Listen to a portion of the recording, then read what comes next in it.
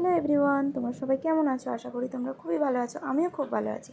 তো এখন বাজে রাত 9টা। এখন আমি বানাবো ডিনার।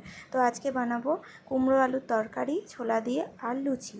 তা কুমড়ো আলুর তরকারি বানাতে আমি কুমড়ো আলু ডুমো ডুমো করে কেটে নিয়েছি কাঁচা লঙ্কা আর একটু আদা গ্রেট করে নিয়েছি।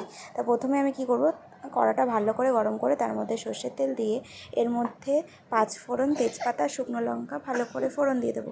দেওয়ার পরে এর মধ্যে কুমড়ো আর আলুটা কেটে রাখা আছে সেটা দিয়ে দিচ্ছি। দেওয়ার পরে এর মধ্যে চেরা কাঁচা লঙ্কা আর আদাটাও দিয়ে দিচ্ছি।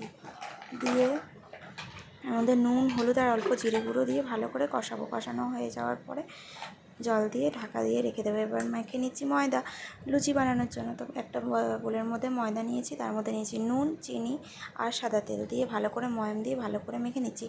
দেখছি ময়দাটা ময়াম হয়েছে নাকি, ভালো করে ময়াম হয়ে গেছে।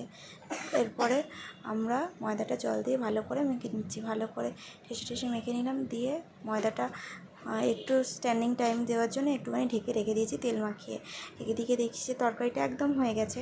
দিয়ে তরকারিটা নামিয়ে রাখলাম। দেখলাম যে ঢাকনা খুলে দেখি ময়দাটা একদম ফুলে উঠেছে। দিয়ে এবার ময়দাটার মধ্যে থেকে লেচি কেটে নিচ্ছি। দিয়ে এটার মধ্যে রুটি আকারে আমি গোল গোল করে বেলে নেব। দেখতেই পাচ্ছ আমি গোল গোল করে বেলে নিচ্ছি।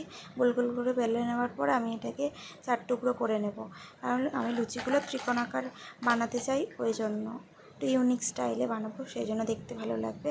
তাই দেখো আমার লুচিগুলো সব বেলা হয়ে গেছে। এবার আমি কলার মধ্যে সাদা তেল দিয়ে দিচ্ছি। তেলটা গরম হয়ে গেলে আমি এক এক করে লুচিগুলো ভেজে নিচ্ছি। দেখো আমার লুচিগুলো কি সুন্দর ফুলছে। দেখো পুরো আমার লুচিগুলো ভাজা গেছে। এবার আমি মেয়েকে খেতে দেবো। একটা বাটির মধ্যে তরকারি বেটে নিয়েছি আর নিয়েছি লুচি। দেখো মেয়ের মুখ দিতেই শোনো কেমন হয়েছে, কেমন হয়েছে খেতে।